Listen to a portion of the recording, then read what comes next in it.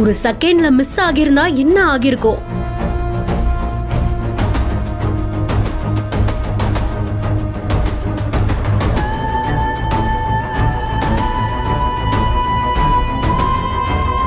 சுமார் 30 அடி பள்ளத்துக்கு மேல வளைவு பாலத்தின் நுனியில் நின்ற அரசு பேருந்து.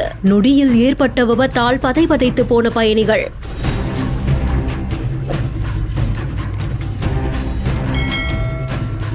கடலூர் மாவட்டம் சேத்தியாத்தோப்புக்கு பக்கத்துல சென்னை கும்பகோணம் தேசிய நெடுஞ்சாலையில சென்னையில இருந்து கும்பகோணம் நோக்கி ஒரு கவர்மெண்ட் ஏசி பஸ் போயிட்டு இருந்திருக்கு.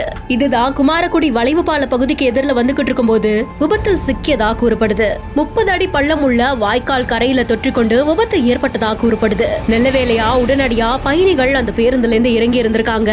யாருக்கும் எந்தவித ஆபத்தும் இல்லைன்னு கூறப்படுது. இந்த வீடியோ காட்சிகள் வெளியாகி அதிர்ச்சியை ஏற்படுத்தி இருக்கிற நிலையில வளைவு பாலம் இருக்கக்கூடிய இடத்துல புதிய உயர்மட்ட பாலம் அமைக்கணும், இதனால விபத்துகள் தவிர்க்கப்படும் கிராம மக்கள் கோரிக்கையை முன்வைக்கிறாங்க. செய்தி குறித்து அவங்களுடைய கருத்துக்களை கமெண்ட் செக்ஷன்ல சொல்லுங்க. மேலும் செய்திகளுக்கு பிஹைண்ட் நோட்ஸ் ஃபாலோ பண்ணிக்கோங்க.